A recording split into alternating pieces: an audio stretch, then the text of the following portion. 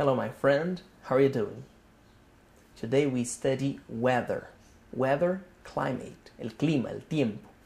Last class we studied seasons. En la clase pasada estudiamos seasons, las estaciones, 4 seasons. Fall, winter, spring and summer. Fall, otoño, winter, invierno, spring, primavera, summer, verano. En esta clase vamos a ver diferentes tipos de weather. Weather, tiempo. Hot, caliente. Cold, frío. Humid, húmedo. Dry, seco. Y ahí tenemos las condiciones que terminan con NY, que es rainy, lluvioso. Rain, lluvia. Rainy, lluvioso. Windy, que es ventoso. No sé si puedo decir así. Wind, vento. Windy, ventoso. Sun, sol.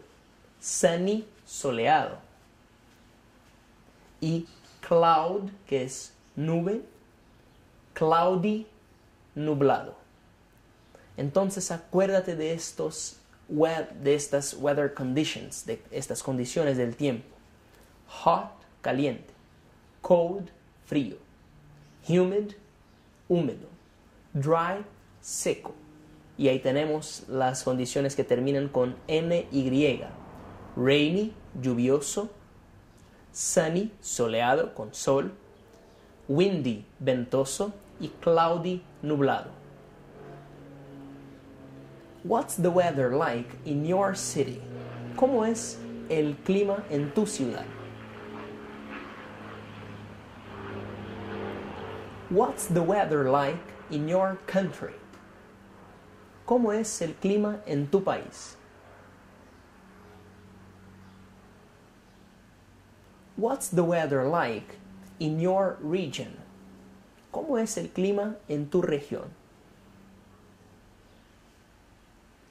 Si tú me preguntas, Felipe, what's the weather like in your city now? ¿Cómo está el clima ahora en tu ciudad? Tú me preguntas. Yo te digo, well, it's hot, está caliente, and it's cloudy, está nublado. It's cloudy and hot, está caliente y nublado.